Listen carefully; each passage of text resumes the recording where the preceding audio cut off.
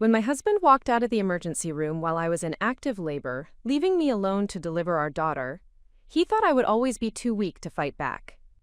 The look on his face when my attorneys served him divorce papers and custody documents 6 months later told me everything I needed to know about how wrong he had been. Before we jump back in, tell us where you're tuning in from, and if this story touches you, make sure you're subscribed, because tomorrow I've saved something extra special for you.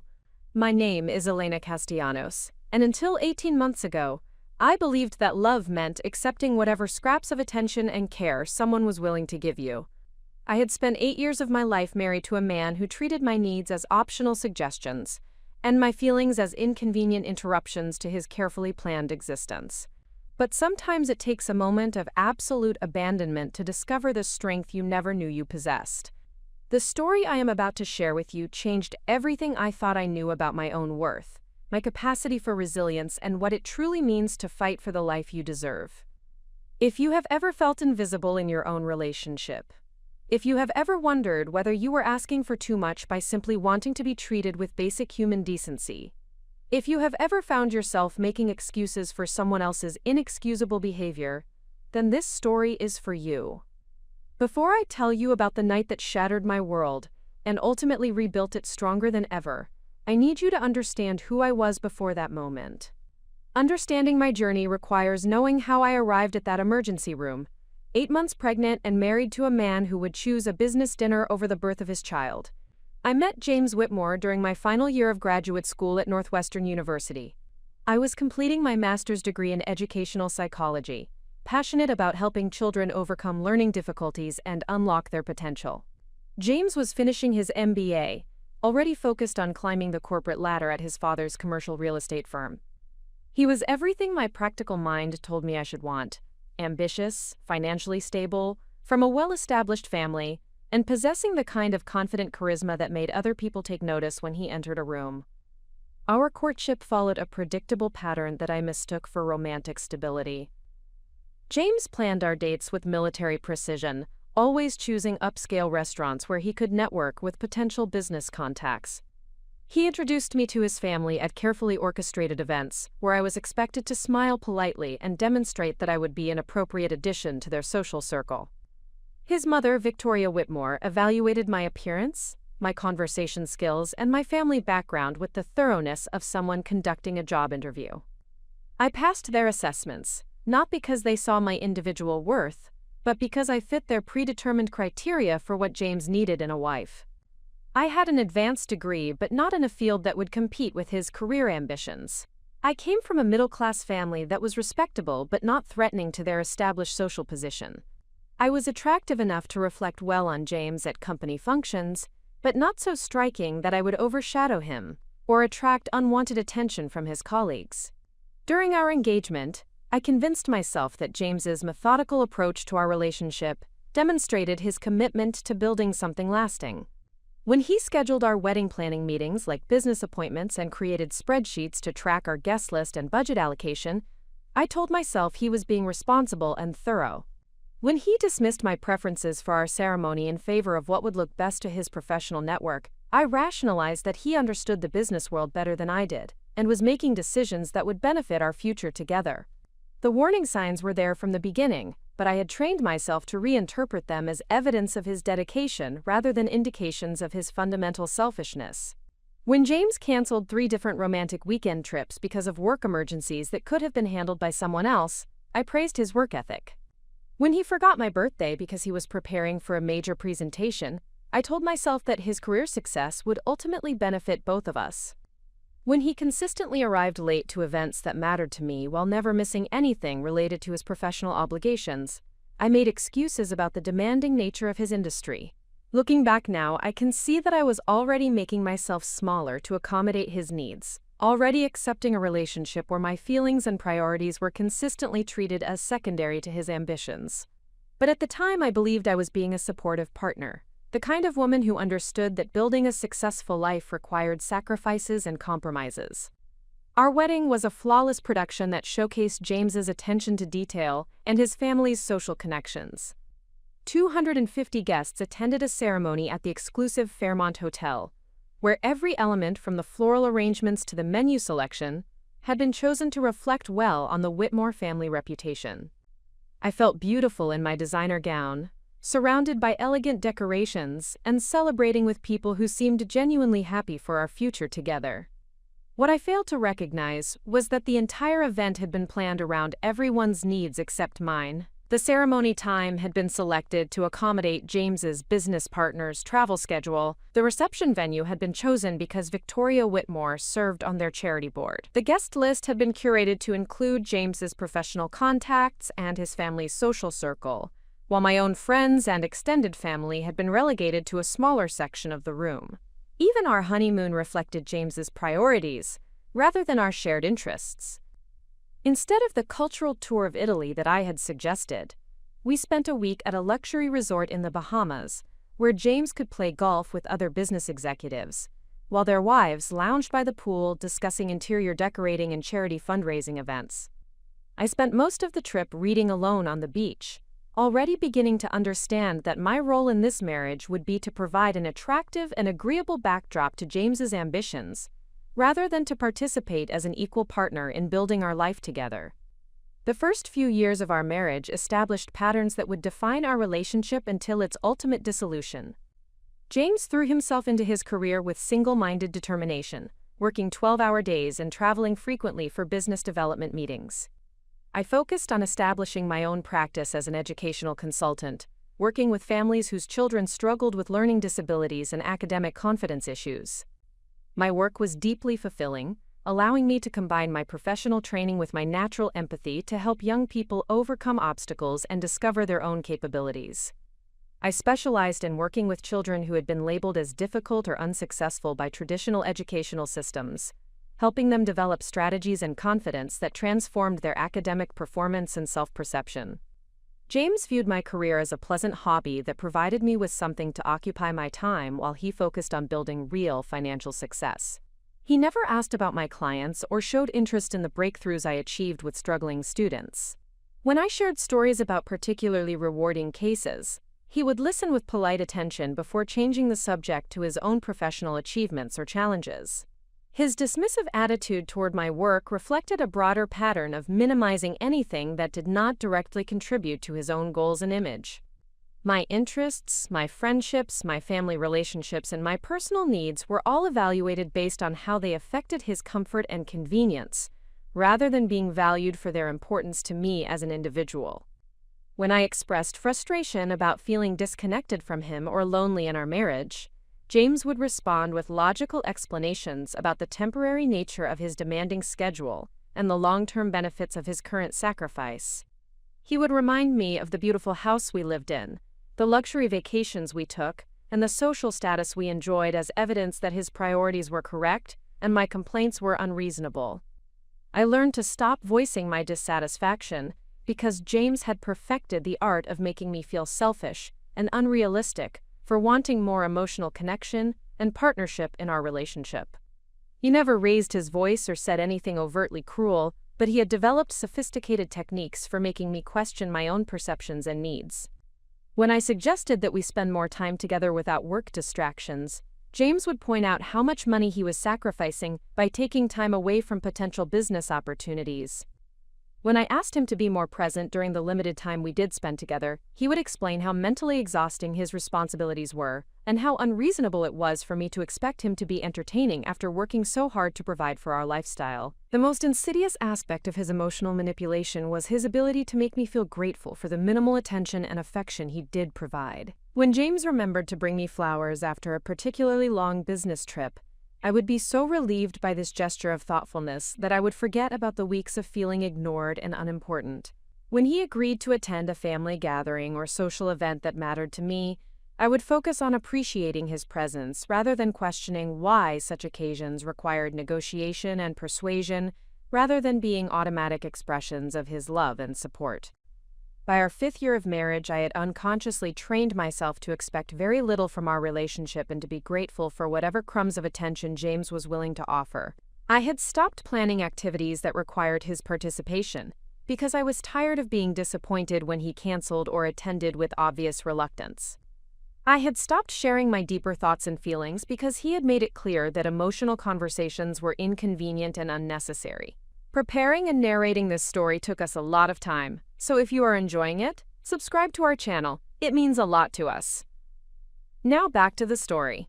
I had become a supporting character in my own life, existing primarily to provide James with the appearance of a stable marriage, while making minimal demands on his time, energy, or emotional availability. I convinced myself that this was what mature love looked like, that expecting passion and genuine partnership was naive and unrealistic for people with serious professional responsibilities. The irony was that during this same period, my work with struggling students was teaching me daily about the importance of believing in someone's potential and providing them with the support and encouragement they needed to thrive. I was helping children discover their own strength and capability while simultaneously accepting a marriage where my own worth was consistently diminished and my potential for happiness was treated as irrelevant. I had become an expert at recognizing when young people were being held back by low expectations and insufficient support, yet I was blind to how completely I had accepted similar treatment in my most important personal relationship. I was passionate about helping children develop the confidence to advocate for themselves and pursue their dreams, while I had quietly abandoned my own needs and desires to avoid conflict with a man who viewed my happiness as optional. The contrast between who I was professionally and who I had become personally should have been a wake-up call, but I had become so skilled at compartmentalizing my life that I failed to apply the insights from my successful career to my failing marriage. I could see clearly when children were being undervalued and neglected, but I had lost the ability to recognize that I deserved the same care and respect that I encouraged my young clients to demand for themselves. This was the version of myself that became pregnant after 7 years of marriage, during a brief period when James seemed more attentive and affectionate than usual. I later realized that his temporary increase in attention had coincided with a major business deal that required him to present himself as a stable family man to potential investors, but at the time I interpreted his behavior as evidence that our relationship was finally deepening and maturing. When I discovered I was pregnant, I felt a combination of joy and terror that surprised me with its intensity. I had always wanted children, but I had begun to doubt whether James would ever be ready to shift his priorities enough to make space for family life. The pregnancy represented both the fulfillment of my deepest desires and a test of whether my marriage could evolve beyond the superficial partnership it had become. James's initial response to the pregnancy news seemed positive, though characteristically focused on practical considerations rather than emotional connection. He immediately began researching the best obstetricians, the highest-rated hospitals, and the most exclusive private schools, approaching impending fatherhood with the same methodical planning he applied to business projects. I mistook his practical engagement for emotional investment, not yet understanding that James viewed our baby primarily as another element of his carefully curated image rather than as a person he was eager to love and nurture. He was excited about becoming a father in the abstract sense, proud of adding this achievement to his list of life accomplishments, but he showed little interest in the day-to-day reality of pregnancy, or the emotional journey we were supposed to be sharing. As my pregnancy progressed, the fundamental problems in our marriage became more apparent rather than less. James continued to prioritize work above everything else, missing prenatal appointments, avoiding conversations about parenting responsibilities, and showing irritation when pregnancy-related needs interfered with his schedule or plans. The night that changed everything began like so many others, with James announcing that he had an important business dinner that could not be rescheduled, despite the fact that I was already experiencing irregular contractions and had been feeling unwell throughout the day. At 38 weeks pregnant, I was officially considered full-term, and my doctor had warned me that labor could begin at any time. When I asked James to postpone his dinner, or at least ensure that his phone would be available if I needed him, he responded with the familiar mixture of logic and dismissal that had characterized our entire relationship. The dinner was with potential investors, who were only in town for one night. The meeting could determine the success or failure of his most important business deal. I was probably just experiencing false labor, and even if it was real labor, first babies typically took many hours to arrive. I should have insisted that he stay home. I should have demanded that my needs and our baby's arrival take precedence over his business obligations. But 8 years of training had taught me to accept his priorities as more important than my own, to believe that my concerns were probably overblown, and to avoid creating conflict that might interfere with his professional success. So I told him to go to his dinner, promising to call if anything significant happened, secretly hoping that he would recognize the inappropriateness of his choice and decide to stay with me. Instead, he kissed my forehead distractedly, reminded me that his phone might be on silent during the dinner, and left me alone in our beautiful house with an emergency bag packed, and a growing certainty that this night would end differently than either of us expected. What happened next would shatter every assumption I had made about my marriage, my worth, and my capacity to survive on my own. But it would also mark the beginning of the most important transformation of my life, the moment when I finally stopped accepting less than I deserved and started fighting for the future I wanted to create. If you have ever felt alone in a relationship that was supposed to provide partnership and support, if you have ever wondered whether you were asking for too much by expecting basic consideration and care, if you have ever made excuses for someone else's inexcusable choices, then you understand the version of myself that went into labor that October night, still believing that love meant accepting whatever someone else was willing to give you. You are about to discover, along with James Whitmore and everyone else who underestimated me, just how wrong that assumption turned out to be. The contractions began in earnest at 9:47 p.m., exactly 37 minutes after James left for his business dinner. I know the precise time because I was standing in our kitchen, holding a glass of water and watching the digital clock on the microwave, when the first wave of real pain seized my entire abdomen with an intensity that made my previous discomfort seem like a gentle warning. The sensation was unlike anything I had experienced during the weeks of false labor that had been teasing me for the past month. This pain demanded my complete attention, radiating from my lower back through my pelvis, with a purposeful rhythm that my body seemed to recognize even though my mind was still catching up to the reality of what was happening. I set the water glass on the counter with trembling hands and began timing the intervals, hoping desperately that this was another false alarm, even as some deeper instinct told me that our daughter had decided tonight was the night she would make her entrance into the world. By 10:15 p.m., the contractions were coming every 6 minutes with a consistency that left no room for denial.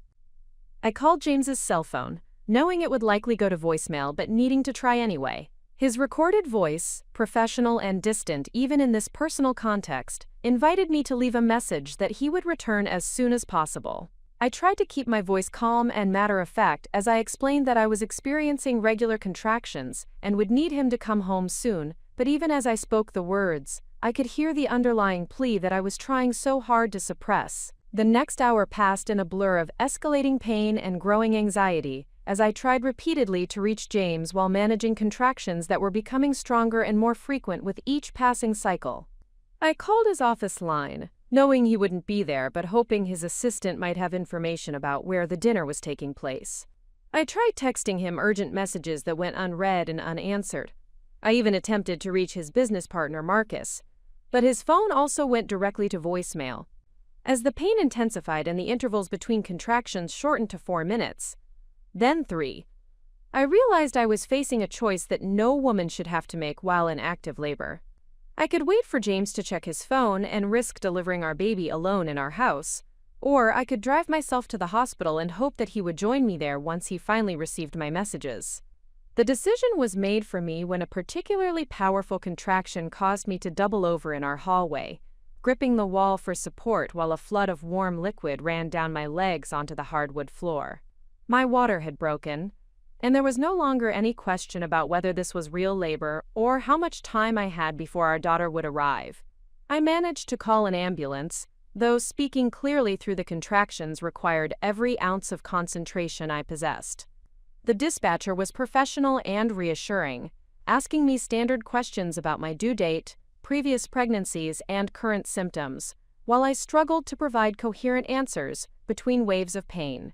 She stayed on the line with me until the paramedics arrived, offering calming words and practical advice that helped me maintain some sense of control during what felt like the complete breakdown of my carefully planned birthing experience. The paramedics who responded to my call were competent and compassionate, immediately recognizing that I was in advanced labor and needed immediate transport to the hospital. They helped me gather my overnight bag and important documents, while efficiently preparing me for the ambulance ride, treating me with the kind of professional care and attention that James should have been providing but was nowhere to be found. During the 10-minute ride to Northwestern Memorial Hospital, I continued trying to reach James while managing contractions that were now coming every 2 minutes with increasing intensity. The paramedic monitoring my vital signs was a middle-aged woman named Patricia, who had clearly delivered many babies during her career. She held my hand during the worst contractions and assured me that everything was progressing normally, even though I was obviously in distress about being alone during such an important moment. "Honey, sometimes babies don't wait for anyone's schedule," Patricia said gently as she checked my blood pressure between contractions. "Your little girl is ready to meet you, and that's what matters most right now. Is there someone else we can call to be with you?" I realized with a shock of recognition that I couldn't think of anyone else to call. During 8 years of marriage, I had gradually lost touch with most of my close friends, partly due to James's subtle discouragement of relationships that didn't serve his social or professional interests, and partly because I had become so focused on trying to be the perfect wife that I had neglected the friendships that once sustained me. My sister lived in California and was dealing with her own family crisis. My parents were traveling in Europe for their 40th wedding anniversary, a trip they had been planning for years. My closest college friend had moved to Boston for a job opportunity, and we had let our communication dwindle to occasional social media interactions and holiday cards. The isolation that I had accepted as a natural consequence of adult responsibilities suddenly revealed itself as something much more troubling, a systematic erosion of my support network that had left me completely dependent on a man who wasn't even answering his phone while I gave birth to his child. We arrived at the hospital emergency room at 11:43 p.m., and I was immediately transferred to a wheelchair and rushed to the maternity ward, where the staff took over my care with efficiency and expertise. The triage nurse, a woman in her 50s with kind eyes and steady hands, quickly assessed my condition and determined that I was already 7 centimeters dilated and progressing rapidly toward delivery. "This baby is in a hurry," she announced to the team assembling around my bed. "We need to get her upstairs and ready for delivery immediately. Is Dad on his way?" Quote, I tried to explain that my husband was at a business dinner and hadn't responded to my calls yet, but another contraction seized me before I could finish the sentence. The nurse squeezed my shoulder sympathetically and assured me that they would take excellent care of me whether he arrived in time or not. The next several hours blurred together in a haze of medical procedures, mounting pain, and the surreal experience of going through labor without the partner who was supposed to be my primary source of support and encouragement. The nursing staff was exceptional, providing both medical expertise and emotional comfort as I navigated the most challenging physical experience of my life while dealing with the emotional trauma of my husband's absence. Dr. Sarah Martinez, the attending obstetrician who took over my care, was a woman in her early 40s who radiated competence and compassion. She explained each stage of my labor clearly and involved me in all decisions about my care, treating me as an intelligent partner in the birthing process rather than a passive patient who needed to be managed by medical professionals. "Elena, you're doing beautifully," Dr. Martinez said as she checked my progress around 2 a.m. "Your baby is in perfect position, and everything is proceeding exactly as it should. I know this isn't how you planned for tonight to go, but you're handling this with incredible strength and grace." Her words meant more to me than she could have known. For years, I had received so little genuine encouragement and recognition from the person whose opinion mattered most to me, that hearing professional acknowledgement of my capabilities felt like a revelation. I was handling this crisis with strength and grace not because someone was supporting me through it, but because I possessed resources and resilience that I had forgotten existed. At 3:17 a.m., James finally arrived at the hospital, bursting into my delivery room with the kind of dramatic urgency that might have been touching if it hadn't come 5.5 hours after I first called him for help.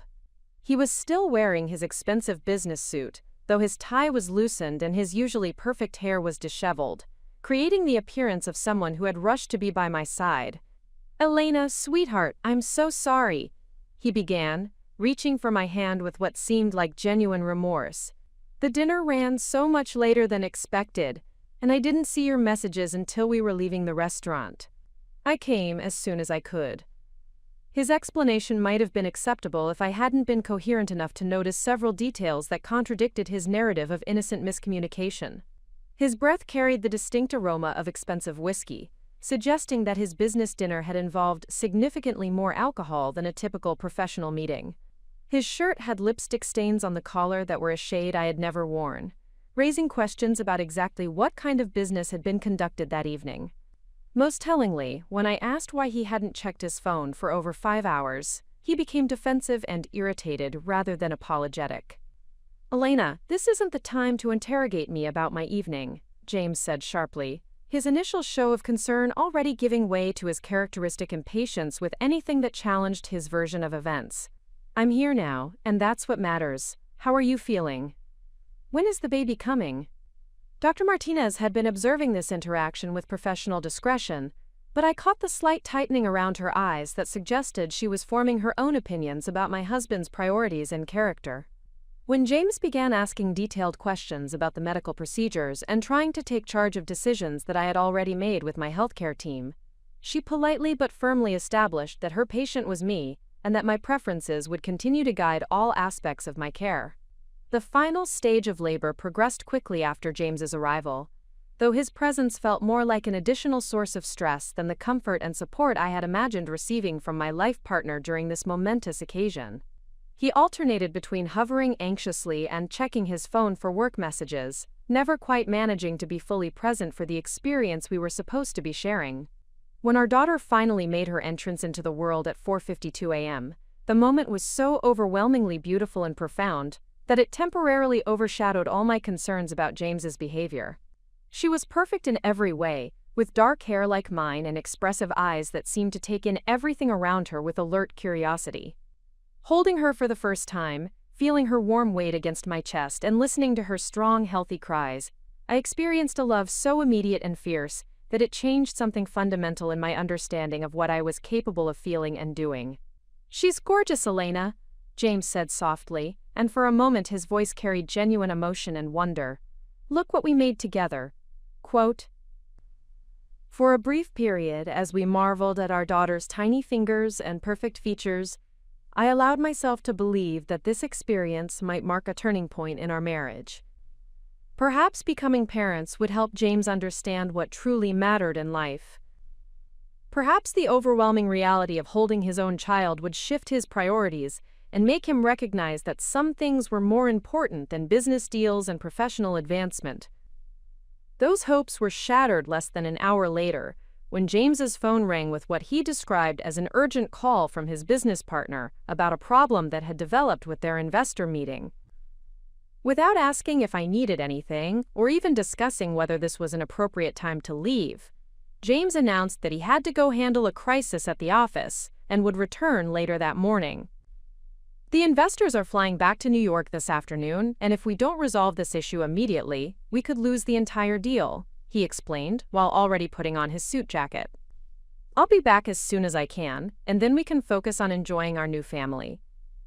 I was exhausted, emotionally overwhelmed, and holding our hours-old daughter when my husband walked out of the hospital room to attend to business matters that he deemed more urgent than staying with his wife and newborn child. The nurse who had been monitoring my recovery looked shocked by his departure, clearly unable to comprehend how any father could prioritize work over these first precious moments with his baby. "Honey, is there someone else we can call to be with you?" she asked gently, the same question Patricia the paramedic had posed hours earlier. New mothers shouldn't be alone during these first few hours after delivery. Once again, I realized that I had no one else to call. No support system beyond the husband who had just demonstrated that even the birth of his child wasn't significant enough to warrant his undivided attention. I had allowed my marriage to become so central to my identity that I had lost the friendships and connections that might have sustained me during this moment of need. The next several hours passed in a strange combination of bliss and heartbreak as I bonded with my daughter while processing the reality of James's abandonment. Every time I looked at her beautiful face or felt her tiny hand grip my finger, I experienced overwhelming joy and love. But underlying that happiness was a growing awareness that the partnership I had expected to share in raising this precious child was already revealing itself to be an illusion. James returned to the hospital later that afternoon with an expensive bouquet of flowers and explanations about how his quick thinking had saved the business deal, expecting praise for his professional competence and gratitude for the financial security his success would provide for our family. He seemed genuinely surprised by my subdued response to his news and hurt by my lack of enthusiasm for his achievements. "Elena, I thought you'd be happy that everything worked out with the investors," he said, settling into the chair beside my hospital bed, with the air of someone who expected appreciation rather than criticism. "This deal is going to set us up financially for the next decade. Our daughter will never have to worry about college tuition or anything else she might need." I looked at him holding our baby, mechanically going through the motions of fatherly affection while clearly thinking about other things, and realized that he genuinely believed his financial contributions were adequate substitutes for emotional presence and genuine partnership. He had convinced himself that providing material security justified his absence from the most important moments of our family's life.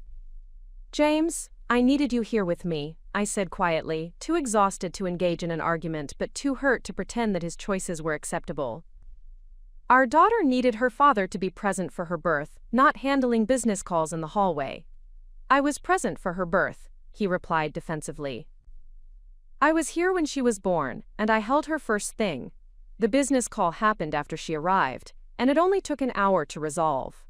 You're being unreasonable about something that was completely unavoidable."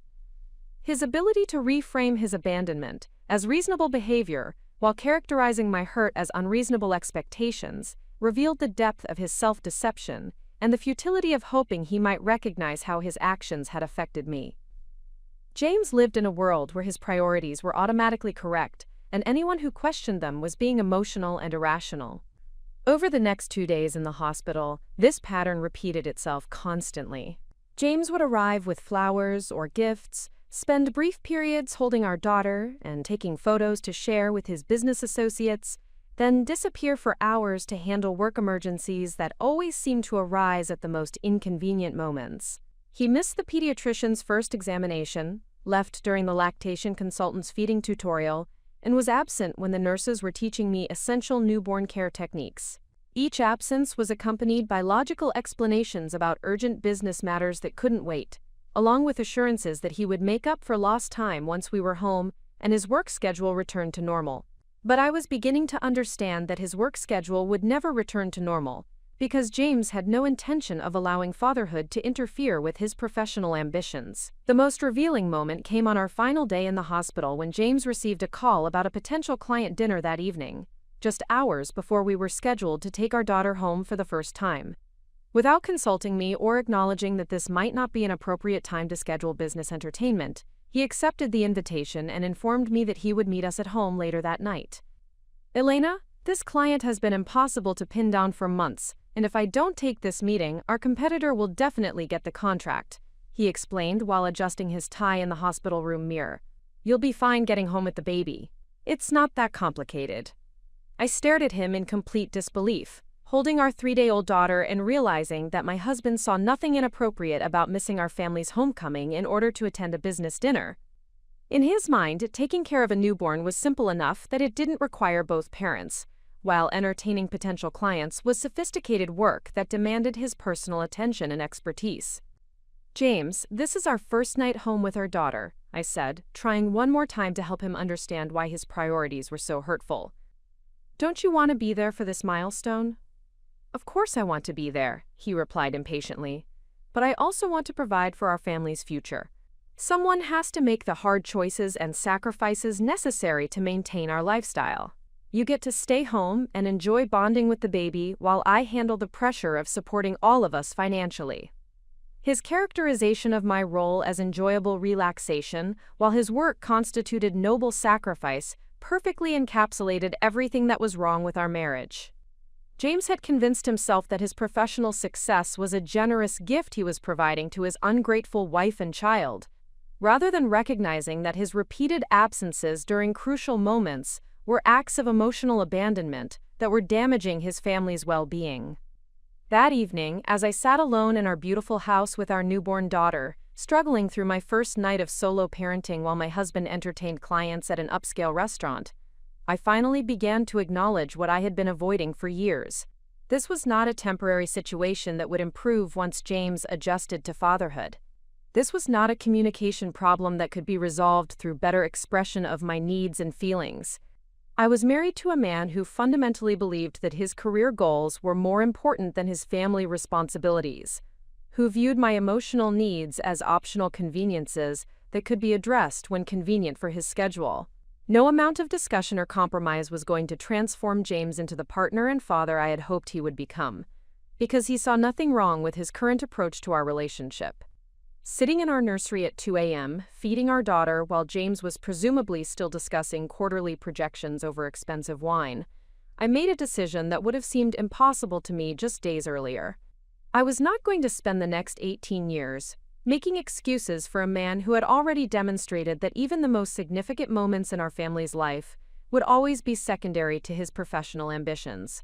Our daughter deserved better than a father who treated her existence as a footnote to his business achievements. I deserved better than a husband who viewed my needs as unreasonable interruptions to his important work. And most importantly, I deserved the opportunity to discover who I could become when I stopped accepting less than I was worth and started fighting for the life I wanted to create.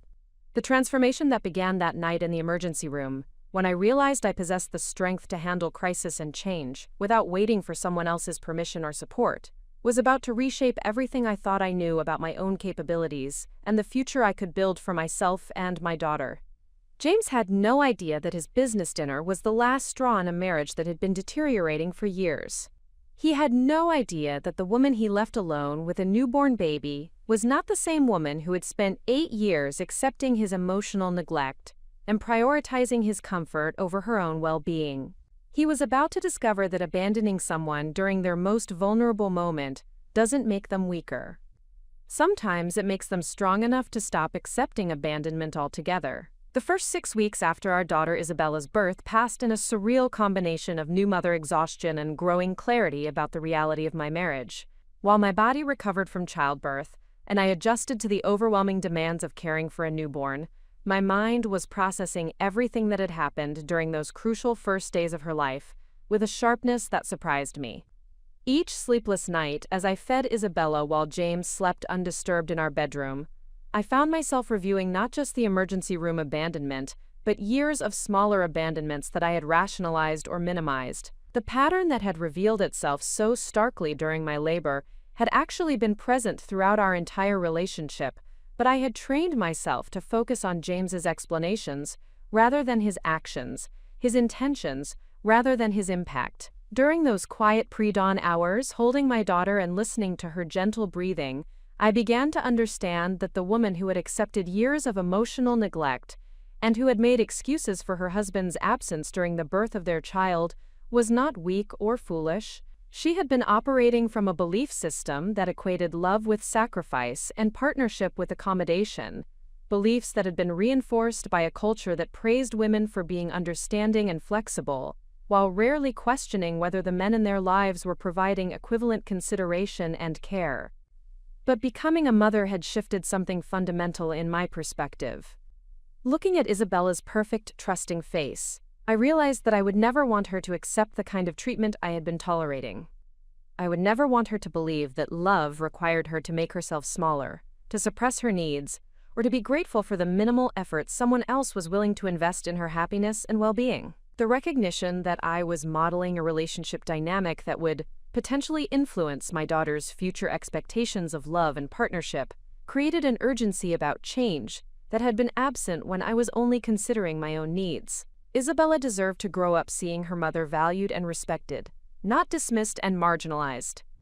She deserved to learn that healthy relationships required mutual effort and consideration, not one-sided sacrifice and accommodation. James's behavior during those first weeks of fatherhood confirmed every concern I had developed about his capacity for genuine partnership and emotional presence.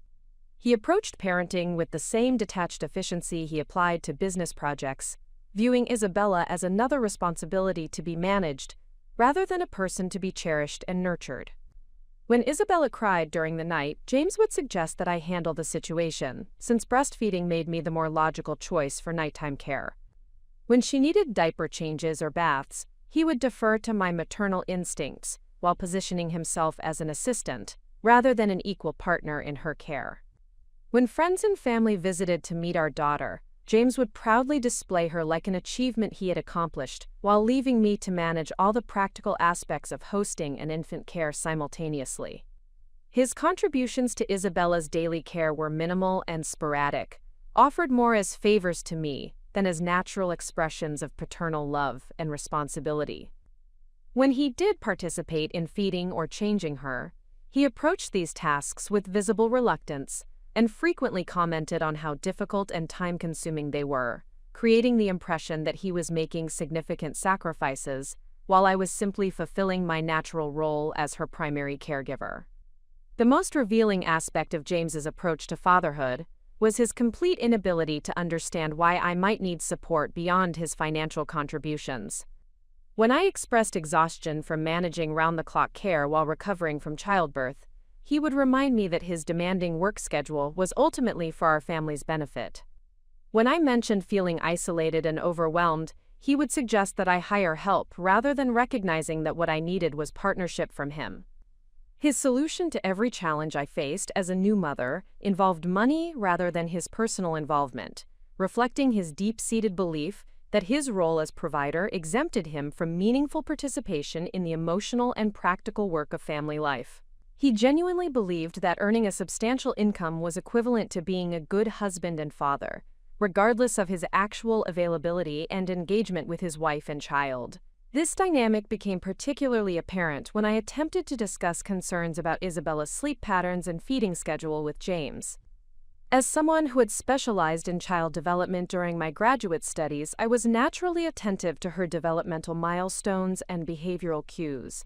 But James treated my observations as neurotic overanalysis rather than valuable insights from an educated and experienced professional. When I shared research about infant sleep safety or nutrition guidelines, James would dismiss my concerns as typical new mother anxiety while positioning himself as the rational voice of common sense. When I suggested that we establish consistent routines that would benefit Isabella's development, he would argue that I was overthinking natural processes that didn't require such detailed planning and attention.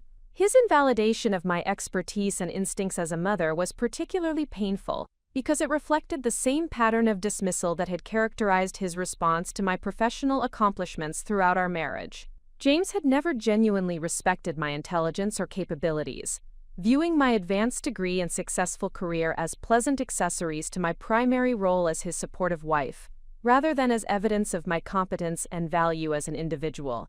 The contrast between James's approach to fatherhood and my own dedication to Isabella's well-being highlighted the fundamental incompatibility in our values and priorities.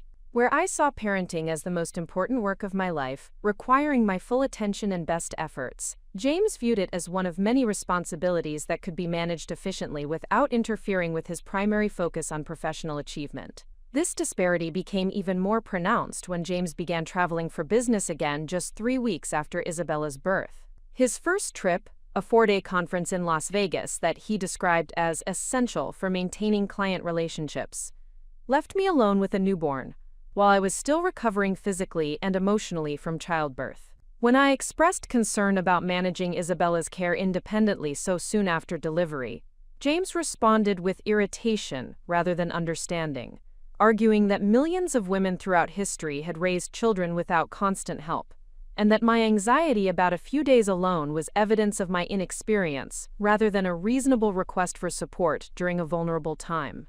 His characterization of my needs as weakness rather than legitimate concerns revealed the extent to which he had internalized a worldview that valued stoicism and independence over connection and mutual support. James believed that asking for help demonstrated inadequacy, and he extended this philosophy to our marriage and family life, expecting me to handle whatever challenges arose without requiring additional effort or sacrifice from him. During his absence, I discovered something remarkable about my own capabilities and resilience. Despite my initial anxiety about managing Isabella's care alone, I found that I was not only competent, but actually more relaxed and confident, without James's critical presence and minimal assistance. His periodic interventions in her care had often been more disruptive than helpful, breaking the rhythms and routines I had established while adding stress through his obvious reluctance and inexperience. Caring for Isabella without James's reluctant help allowed me to trust my instincts and develop my own approaches to soothing her, feeding her, and responding to her needs.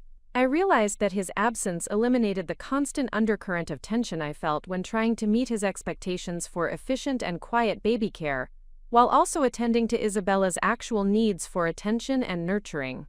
The most significant revelation during those 4 days alone was recognizing how much mental and emotional energy I had been expending on managing James's reactions and accommodating his preferences, rather than focusing completely on Isabella's well-being and my own recovery. Without his presence, I could make decisions based purely on what seemed best for my daughter and myself, without considering how those choices might inconvenience or annoy my husband. When James returned from his business trip, he seemed surprised by how well Isabella and I had managed in his absence, commenting on how peaceful and organized everything appeared. Rather than recognizing this as evidence of my competence and capability, he interpreted it as confirmation that his concerns about leaving us alone had been unnecessary, and that future business travel wouldn't require the same level of preparation and anxiety. His response revealed another aspect of his character that I was finally beginning to understand clearly. James was most comfortable when the people around him required his help and validation, but he became threatened and dismissive when they demonstrated independence and self-sufficiency. He preferred to be needed rather than wanted, to be essential rather than appreciated, because this dynamic reinforced his sense of superiority and control. My successful management of Isabella's care during his absence challenged his assumption that I needed his presence and guidance to function effectively as a mother. Rather than celebrating my confidence and capability, he seemed unsettled by evidence that I could thrive without his oversight and minimal assistance. This pattern became even more apparent as I began to rebuild connections with friends and colleagues who had been marginalized during my marriage. Dr. Jennifer Walsh, a pediatric psychologist who had been my closest friend in graduate school, reached out after hearing about Isabella's birth to offer congratulations and support. Jennifer and I had lost touch during the early years of my marriage, partly due to geographic distance when she moved to Chicago for her residency, but primarily because James had subtly discouraged our friendship through scheduling conflicts and social obligations that prevented me from maintaining regular contact with her. When Jennifer called to congratulate me on Isabella's birth, our conversation reminded me of the intellectual and emotional connection I had once taken for granted, with people who understood and valued my perspectives and expertise. Talking with her about child development research and parenting approaches felt like returning to a part of myself that had been dormant for years. Jennifer's insights about infant development and her recommendations for resources that might support Isabella's growth were exactly the kind of informed discussion I had hoped to have with James but had never been able to achieve. Her enthusiasm for my observations about Isabella's personality and behavior validated my instincts as a mother while reinforcing my professional knowledge about child psychology and development.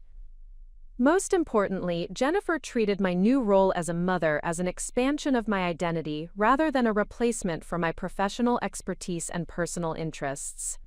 She asked about my plans for returning to work, my thoughts about balancing career and family responsibilities, and my ideas for potentially incorporating my parenting experience into my professional practice with other families.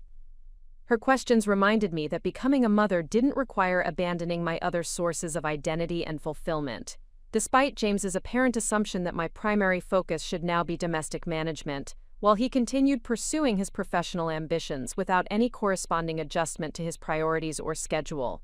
The contrast between Jennifer's supportive curiosity about my future plans and James's complete lack of interest in my post-motherhood goals highlighted another significant problem in our marriage. James had never encouraged my professional development or expressed genuine interest in my career aspirations, viewing my work as a hobby that provided me with something to do, while he focused on building real financial success for our family. As Isabella grew from a newborn into a more alert and responsive infant, I began to envision the kind of childhood I wanted to provide for her, and the kind of example I wanted to set about what it meant to be a strong, capable, and valued woman. The life I imagined for my daughter required me to become someone different from the woman I had been during my marriage, someone who modeled self-respect and insisted on being treated with consideration and care.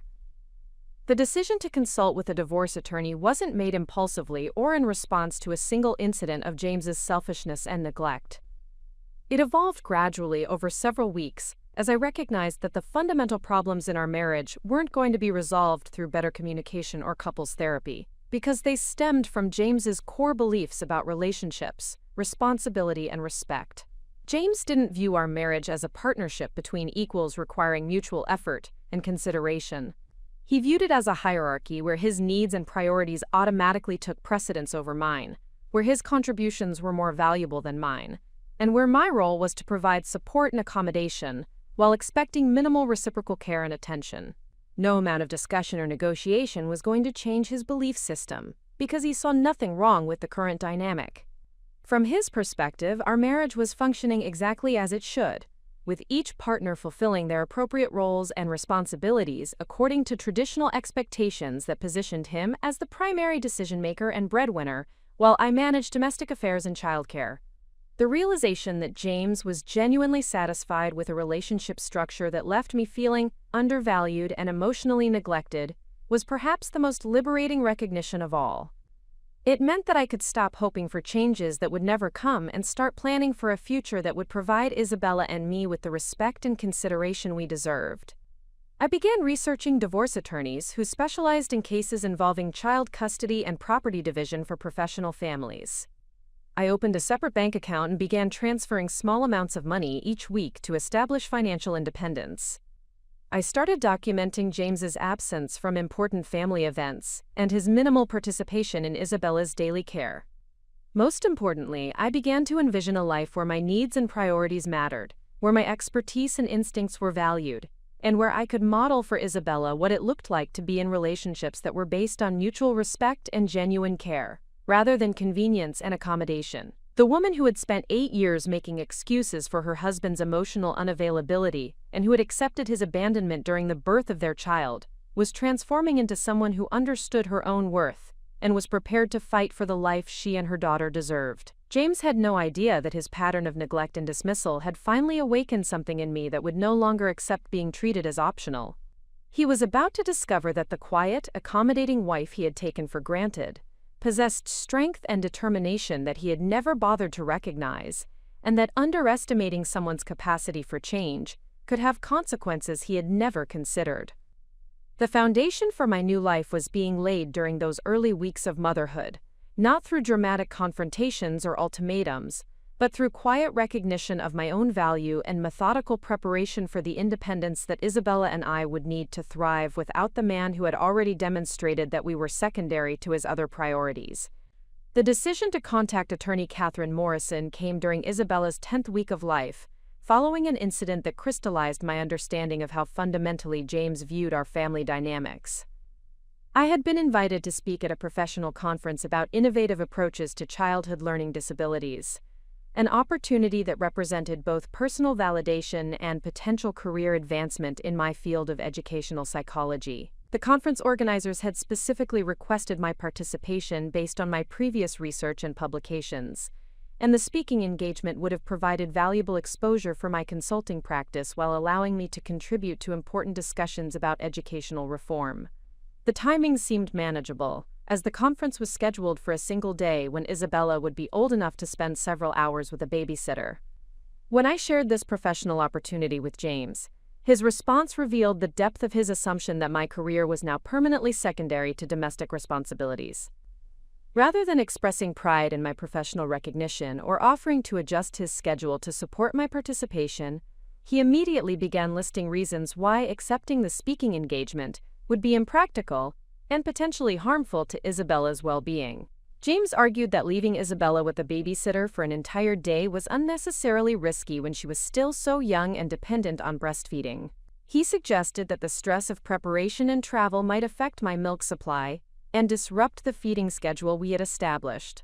He questioned whether the professional benefits of the conference were worth the potential complications to our family routine.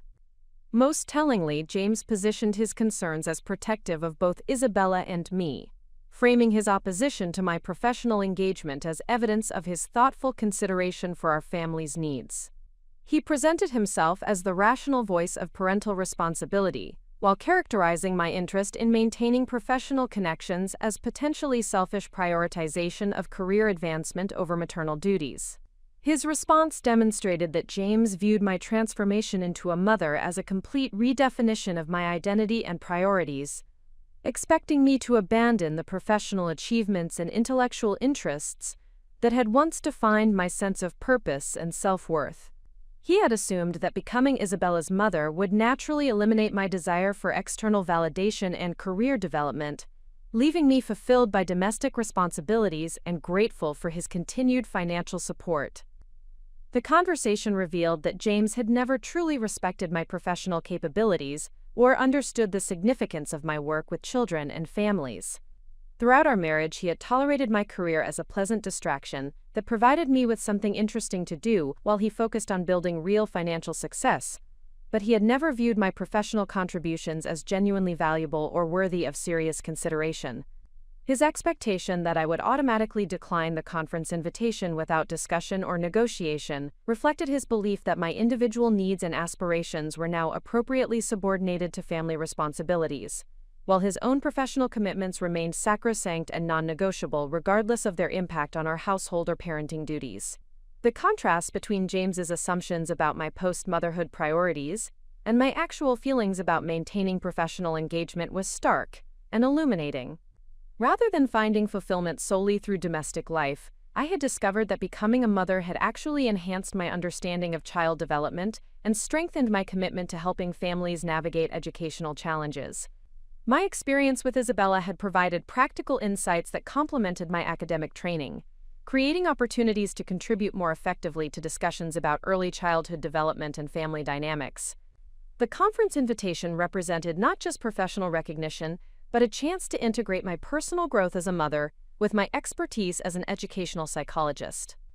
James's inability to understand or support this integration of my maternal and professional identities made clear that he viewed motherhood as a limiting rather than expanding experience, something that should naturally reduce my ambitions and interests rather than providing new perspectives and opportunities for contribution.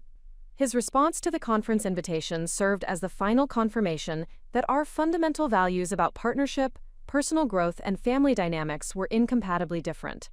James believed that having children meant that mothers should willingly sacrifice their individual development for the benefit of family stability, while fathers continued pursuing their professional goals with the understanding that their career success ultimately benefited the entire family. I realized that accepting this dynamic would mean spending the next 18 years watching James continue to grow and achieve, while I remained static in a role that he viewed as noble but ultimately secondary to his more important work in the business world. More significantly, it would mean modeling for Isabella a relationship structure where women's aspirations were considered optional, while men's ambitions were treated as essential family priorities. The morning after our conversation about the conference, I called Catherine Morrison's law office and scheduled a consultation appointment. Catherine had been recommended by Jennifer, who had worked with her during her divorce proceedings 2 years earlier, and had praised both her legal expertise and her understanding of the particular challenges faced by professional women seeking to maintain career development while ensuring appropriate custody arrangements for their children. Catherine Morrison's office was located in a restored Victorian building in Chicago's Lincoln Park neighborhood, and the environment immediately conveyed both professionalism and warmth. The reception area featured comfortable seating arrangements and artwork that created an atmosphere of calm confidence rather than the sterile intimidation often associated with legal offices. Catherine herself was a woman in her early 50s, with silver-streaked auburn hair and intelligent hazel eyes that conveyed both compassion and determined competence. She had built her practice specifically around family law cases involving professional women, and her approach emphasized strategic planning and thorough preparation rather than adversarial confrontation whenever possible. During our initial consultation, Catherine listened carefully as I described the pattern of emotional neglect and practical abandonment that had characterized my marriage, paying particular attention to the incident during Isabella's birth and James's subsequent behavior during the early weeks of her life. She took detailed notes about our financial arrangements, property ownership, and James's income and assets, while asking perceptive questions about my own career goals and financial resources. Catherine's questions helped clarify aspects of my situation that I had not fully considered, particularly regarding the legal and practical implications of seeking primary custody of Isabella while maintaining my professional practice. She explained that Illinois family law emphasized the best interests of the child in custody determinations, and that demonstrated patterns of parental involvement and commitment would be significant factors in any custody evaluation. The documentation I had been casually maintaining about James's minimal participation in Isabella's daily care would become crucial evidence in establishing that I had been functioning as her primary caregiver from birth. Catherine advised me to continue recording specific instances of his absence from important events and his lack of engagement with routine childcare responsibilities, as this information would support my request for primary physical custody. More importantly, Catherine helped me understand that seeking divorce did not require me to justify my decision through dramatic accusations or evidence of severe misconduct. The concept of irreconcilable differences provided legal grounds for dissolution without requiring proof of fault, and my dissatisfaction with the fundamental dynamics of our marriage constituted sufficient reason for seeking to end the relationship. This information was particularly liberating because I had been struggling with concerns about whether James's behavior was bad enough to justify divorce, especially given his financial contributions and the absence of obvious abuse or infidelity. Catherine explained that emotional neglect and incompatible values regarding partnership and family priorities were legitimate reasons for concluding that a marriage was no longer viable. Catherine also addressed my concerns about the potential impact of divorce proceedings on Isabella's emotional well-being and future relationship with her father. She emphasized that well-managed divorce processes could actually benefit children by reducing household tension and modeling healthy boundaries and self-respect for mothers, while appropriate custody arrangements could preserve important relationships while ensuring stability and consistency in the child's primary residence. Her approach to custody planning focused on creating arrangements that would serve Isabella's developmental needs, while recognizing both parents' rights and responsibilities. Catherine explained that seeking primary physical custody did not mean eliminating James from Isabella's life, but rather establishing a living arrangement that provided her with stability and consistency, while ensuring that both parents remained meaningfully involved in her upbringing. The financial aspects of divorce planning required careful consideration of both immediate needs and long-term security. Catherine reviewed our joint assets, including our house, investment accounts, and James's business interests, explaining how Illinois property division laws would likely affect the distribution of marital assets. She also discussed spousal support calculations based on the length of our marriage, the disparity in our incomes, and my potential earning capacity in my field of educational psychology. While James earned significantly more than I did through his commercial real estate work, my advanced degree and professional experience would enable me to achieve financial independence with appropriate transitional support. Catherine's analysis revealed that my financial situation post-divorce would be significantly different from my current lifestyle but entirely manageable with proper planning and preparation. The key would be establishing realistic budgets for housing, childcare, and professional expenses, while building my consulting practice to provide stable long-term income. Most importantly, Catherine helped me understand that financial considerations, while important, should not prevent me from pursuing a divorce if I was genuinely unhappy in my marriage and believed that ending the relationship would ultimately benefit both Isabella and me. She had worked with many professional women who had successfully rebuilt their lives after divorce, often discovering greater satisfaction and fulfillment than they had experienced during marriages that had constrained their personal and professional development. Our consultation concluded with Catherine providing me with a detailed action plan for preparing for divorce proceedings while maintaining confidentiality and minimizing disruption to Isabella's routine. The plan included steps for documenting financial information, establishing separate banking arrangements, securing important personal documents, and beginning to develop the evidence that would support my custody and support requests. Catherine also recommended a family therapist who specialized in helping parents navigate divorce proceedings in ways that prioritized children's emotional well-being, and she provided resources for support groups where I could connect with other women who had successfully managed similar transitions. The most significant aspect of our meeting was Catherine's consistent emphasis on my strength and competence throughout the discussion. Rather than positioning me as a victim who needed to be rescued from a difficult marriage, She treated me as a capable professional who was making informed decisions about her future based on realistic assessments of her situation and priorities. Her confidence in my ability to manage the practical and emotional challenges of divorce while continuing to provide excellent care for Isabella reinforced my own growing recognition that I possessed resources and capabilities that I had been underestimating during my marriage. The woman who had felt overwhelmed by the prospect of caring for Isabella alone was actually quite competent at managing multiple responsibilities and making complex decisions under pressure. Following my consultation with Catherine, I began implementing her recommendations with systematic thoroughness. I gathered financial documents including tax returns, bank statements, investment account records, and information about James's business income and assets. I researched childcare options and preschool programs that would support my ability to maintain professional commitments while ensuring high-quality care for Isabella. I also began the delicate process of rebuilding professional connections that had been neglected during my marriage, reaching out to colleagues and former clients who might provide referrals or collaboration opportunities as I prepared to expand my consulting practice. These conversations reminded me of the respect and recognition I had earned in my field before marriage had gradually shifted my focus away from professional development. The response from my professional network was overwhelmingly positive and supportive.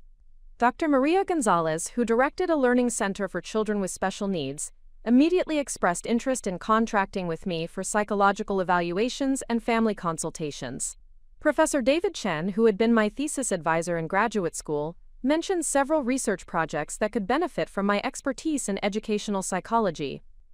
Most encouraging was the conversation with Dr. Sarah Kim, who had started her own practice in child and family therapy after her own divorce 5 years earlier. Sarah had successfully built a thriving practice while raising 2 young children as a single mother, and she offered both professional collaboration opportunities and personal mentorship as I prepared for my own transition to independence. These professional conversations reinforced my understanding that ending my marriage would not mean sacrificing my career development or financial security.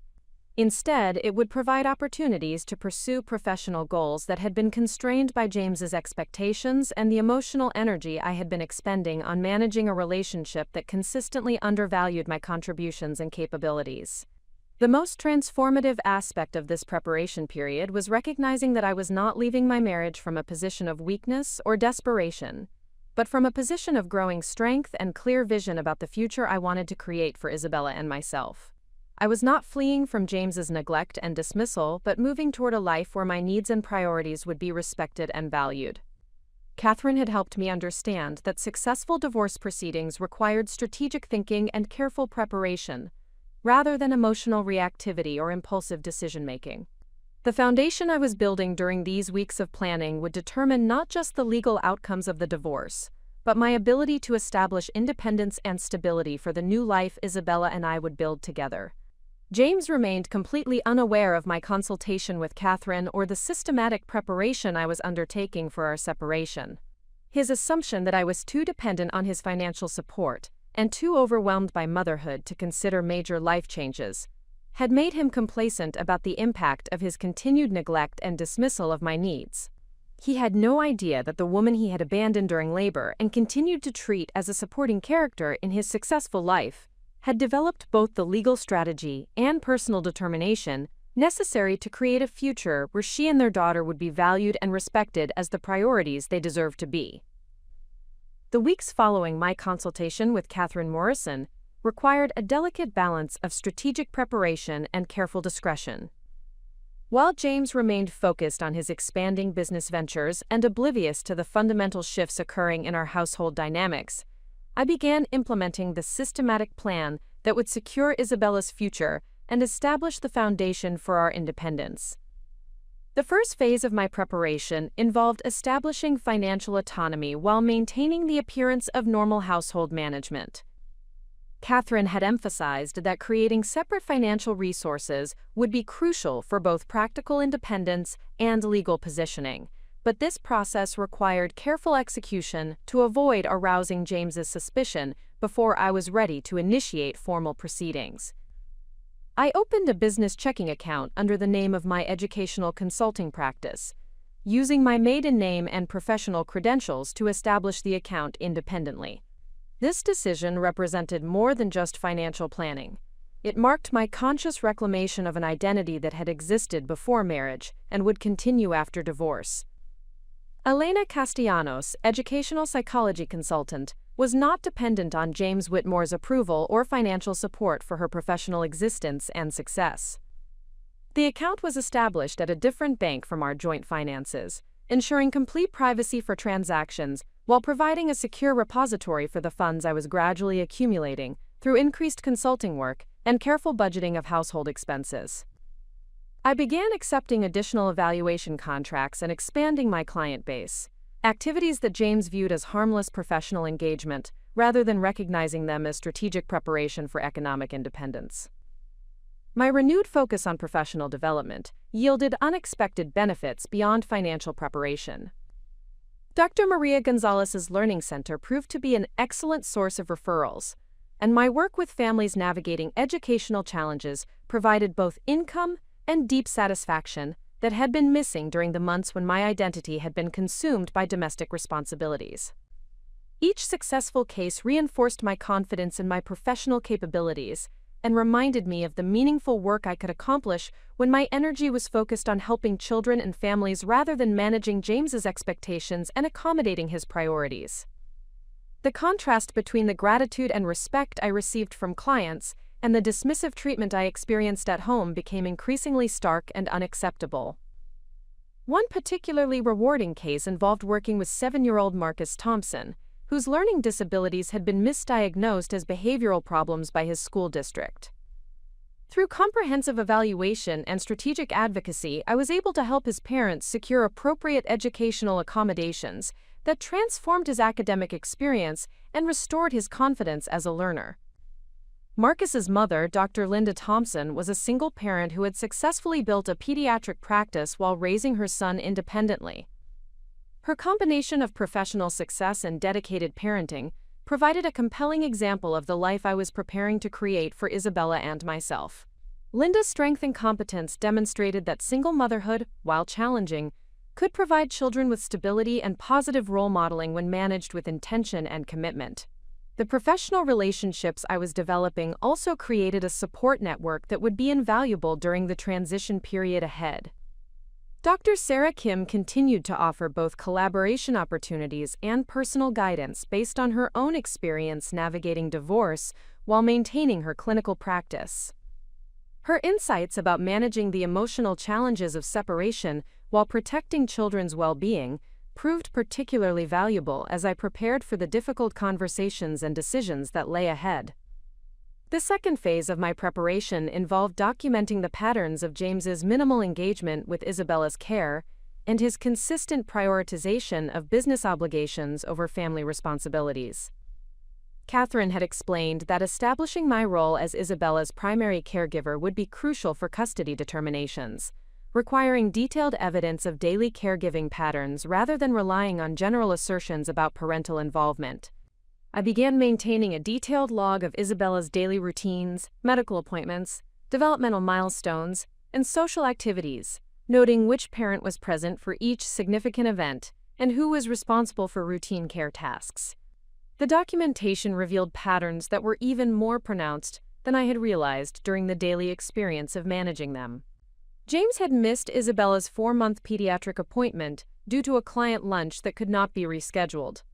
He had been absent from her first successful attempts at rolling over because he was working late on contract negotiations. He had never attended any of the new parent support group meetings that I had found valuable for connecting with other families and learning about infant development. Most significantly, James had never independently managed Isabella's care for more than 2 hours at a time, and even those brief periods typically occurred when I was running essential errands rather than pursuing personal or professional activities. His contributions to her daily care remained sporadic and reluctant, offered as assistance to me rather than as natural expressions of paternal responsibility and affection. The documentation process also revealed the extent to which I had unconsciously organized our household routines around James's preferences and schedule, ensuring that Isabella's needs were met without creating inconvenience or disruption for his work commitments. This pattern had developed so gradually that I had not recognized how completely I had assumed responsibility for all aspects of childcare and household management, while James remained focused primarily on his business interests. The third phase of preparation involved securing important documents and creating contingency plans for the practical aspects of separation. Catherine had provided a comprehensive checklist of financial records, legal documents, and personal items that should be safely accessible before initiating divorce proceedings, emphasizing the importance of thorough preparation to avoid complications or conflicts during the formal process. I systematically gathered copies of tax returns, bank statements, investment account records, insurance policies, and property deeds, storing them in a safety deposit box that James was unaware of. I also secured Isabella's birth certificate, social security card, and medical records, ensuring that I would have immediate access to all documents necessary for establishing independent residence and continuing her health care. The process of collecting these documents provided sobering insights into the extent of our joint financial obligations and assets. While James's income was substantial, our lifestyle had expanded to match his earnings, creating ongoing expenses for the mortgage on our Lincoln Park townhouse, luxury car payments, country club memberships, and other status-related expenditures that reflected his priorities rather than practical necessities. Catherine's analysis of our financial situation had prepared me for the reality that divorce would require significant lifestyle adjustments, but reviewing the actual numbers reinforced the importance of establishing realistic expectations and budgets for post-divorce living arrangements. The elegant townhouse and affluent neighborhood that had symbolized James's professional success would need to be replaced with more modest accommodations that I could afford independently. Rather than viewing these changes as losses or sacrifices, I began to see them as opportunities to create a home environment that reflected my own values and priorities, rather than serving as a showcase for James's business achievements. Isabella would benefit more from living in a warm, nurturing environment where she was genuinely valued than from residing in an expensive house where family relationships were secondary to professional obligations. During this preparation period, James's behavior continued to reinforce my decision to pursue divorce, rather than attempting further efforts at marriage counseling or relationship repair. His response to Isabella's developmental milestones remained detached and perfunctory, showing more interest in sharing photos with business associates than in engaging with her growing personality and emerging abilities. When Isabella began showing clear preferences for certain toys and activities, James dismissed these developments as typical infant behavior that did not require particular attention or response. When she started sleeping through the night consistently, he viewed this change primarily as an improvement in household efficiency, rather than recognizing it as evidence of her healthy development and adjustment to routine. Most tellingly, James showed no curiosity about my expanding professional activities or interest in discussing my work with new clients and challenging cases. He continued to view my consulting practice as a pleasant hobby that provided me with intellectual stimulation, while remaining entirely secondary to his more important business responsibilities. His lack of engagement with my professional development was particularly striking, given that my work directly related to child development and family dynamics, areas that should have been of intense interest to a new father concerned about providing the best possible environment for his daughter's growth and well-being. The fourth phase of my preparation involved developing specific plans for post-divorce housing and childcare arrangements that would support both Isabella's stability and my professional requirements. Catherine had emphasized that successful custody arrangements required demonstrating clear ability to provide appropriate care and living conditions, making these practical preparations essential components of the legal strategy. I began researching neighborhoods that would offer good schools, safe environments, and reasonable commuting distances to my primary client locations, focusing on areas that would provide Isabella with community connections and developmental opportunities while remaining within my projected budget constraints. The process required careful balance between affordability and quality, ensuring that our new home would represent improvement in emotional environment, even if it was less impressive in material terms. Childcare planning proved particularly complex, requiring coordination between my irregular consulting schedule and Isabella's need for consistent, high-quality care. I investigated several daycare centers and interviewed potential nannies, who could provide flexible arrangements that would accommodate both routine care and occasional evening or weekend work commitments. The childcare research process introduced me to other working mothers who were successfully managing professional responsibilities while providing excellent care for their children, often as single parents who had created supportive networks and efficient systems for balancing multiple demands. These conversations provided both practical guidance and emotional encouragement for the transition I was preparing to make. Perhaps most importantly, the preparation period allowed me to observe Isabella's responses to different caregivers and environments, helping me understand her personality and preferences in ways that would inform future decisions about her care and development. She showed remarkable adaptability and social engagement, qualities that suggested she would thrive in appropriate daycare settings, while benefiting from the increased attention and consistency that would result from having a more present and engaged primary parent. The most challenging aspect of this preparation period was maintaining normal household routines and relationship dynamics, while internally preparing for such fundamental changes. James's continued obliviousness to my growing independence and determination made it possible to implement my plans without confrontation. But it also highlighted the extent to which he had never truly paid attention to my thoughts, feelings, or activities. His assumption that I was content with our current arrangements and grateful for his financial support had made him complacent about the impact of his neglect and dismissal on my satisfaction with our marriage. He genuinely believed that providing material security was sufficient to maintain my commitment to the relationship, regardless of the absence of emotional connection or genuine partnership. This complacency worked to my advantage during the preparation phase, allowing me to establish financial resources, professional connections, and practical arrangements without interference or opposition. However, it also confirmed that James viewed me as a supporting character in his life story rather than as an individual with her own needs, goals, and capacity for independent decision-making. The woman who had spent years accommodating his priorities and accepting his minimal engagement was transforming into someone who understood her own worth and was prepared to create a life that reflected that understanding. The systematic preparation I was undertaking represented not just practical planning for divorce, but a fundamental reclamation of agency and self-determination that had been gradually eroded during our marriage. By the end of this preparation period, I had established the financial, professional, and emotional foundation necessary to pursue independence with confidence, rather than desperation. I had documented the patterns of James's minimal involvement with Isabella's care and his consistent prioritization of business interests over family responsibilities. I had created contingency plans for housing, childcare, and professional development that would ensure stability during the transition period. Most importantly, I had discovered that I possessed the competence and resilience necessary to build a successful life for Isabella and myself without relying on James's support or approval. The woman who had once believed she needed his presence and guidance to function effectively had proven to herself that she was capable of managing complex responsibilities and making sound decisions independently. James remained unaware that his continued neglect and dismissal had catalyzed such fundamental changes in my perspective and plans. He assumed that my increased professional activity and growing confidence were natural developments that posed no threat to our established relationship dynamics.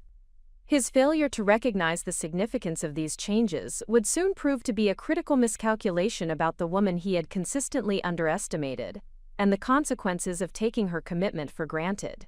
The catalyst for my final decision to proceed with divorce proceedings came during Isabella's 6-month milestone, an event that should have been a celebration of our daughter's healthy development and our growth as a family. Instead, it became the definitive moment when James's fundamental inability to prioritize family relationships over business interests could no longer be rationalized or excused. Dr. Patricia Wells, Isabella's pediatrician, had scheduled her 6-month wellness visit for a Tuesday morning appointment that had been confirmed weeks in advance. This appointment was particularly significant because it would include comprehensive developmental assessments, important vaccinations, and discussions about beginning solid foods and establishing sleep routines that would affect our entire family's daily schedule. I had specifically arranged the appointment for a time when James typically had fewer scheduling conflicts, and I had reminded him multiple times about the importance of both parents being present for this milestone evaluation. Dr. Wells had emphasized during previous visits that parental input from both caregivers provided valuable perspectives on infant development and helped ensure that any concerns or questions could be addressed comprehensively.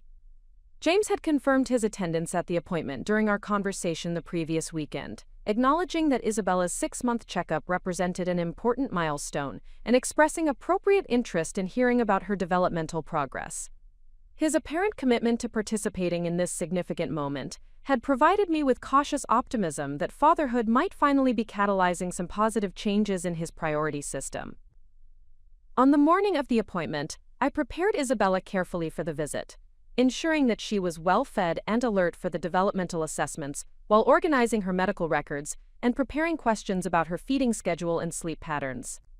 I had documented her recent achievements, including her success at sitting independently and her growing interest in different textures and toys, information that would help Dr. Wells evaluate her progress against standard developmental milestones. James left for the office that morning with assurances that he would meet us at Dr. Wells' office at the scheduled appointment time. His departure seemed routine and unremarkable, and I had no reason to anticipate that this day would become another defining moment in my understanding of his character and priorities.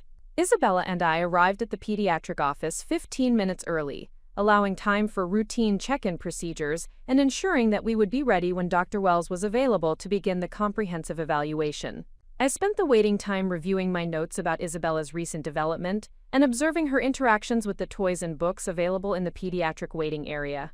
When our appointment time arrived and James had not appeared, I initially assumed he was encountering typical downtown traffic delays or had been detained by an unexpected phone call.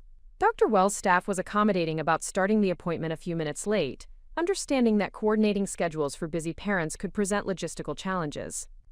As the delay extended beyond 15 minutes, I called James's cell phone and received an immediate transfer to voicemail, suggesting that he was either in a meeting or deliberately avoiding calls. I left a brief message reminding him about the appointment and asking him to call back with an updated arrival time, still hoping that his absence was due to unavoidable circumstances rather than conscious prioritization of other commitments. Dr. Wells eventually suggested that we proceed with the appointment rather than continuing to delay Isabella's care, though she expressed disappointment that James would miss the developmental discussions and educational information that were integral parts of the 6-month visit. Her professional demeanor remained supportive and understanding, but I detected subtle concern about the pattern of James's absence from important medical appointments. The appointment proceeded smoothly despite James's absence, with Dr. Wells conducting thorough evaluations of Isabella's physical development, motor skills, and social responsiveness. Isabella performed beautifully during all assessments, demonstrating advanced development in several areas and showing the kind of engaged, alert personality that indicated excellent care and attention from her primary caregiver. Dr. Wells complimented my detailed observations about Isabella's daily routines and developmental progress, noting that my background in educational psychology provided valuable insights into her cognitive and social development.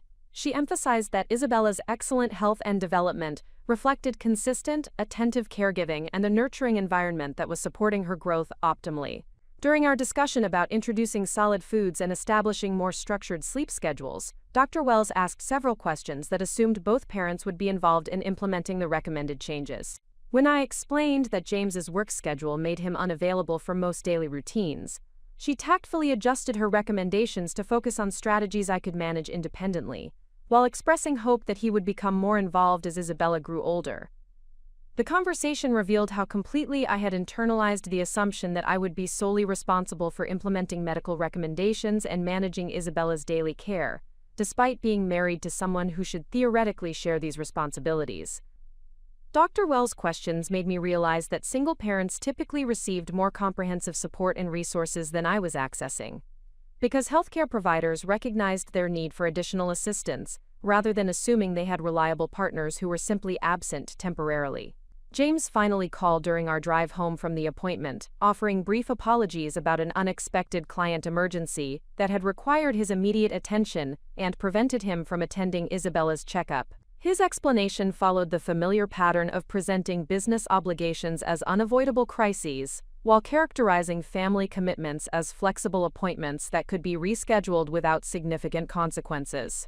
When I attempted to share Dr. Wells' recommendations about Isabella's feeding and sleep routines, James listened with distracted attention before suggesting that I handle the implementation since I was more familiar with her daily schedule anyway. His response demonstrated that he viewed parenting as primarily my responsibility, with his involvement being helpful but not essential for making important decisions about our daughter's care and development.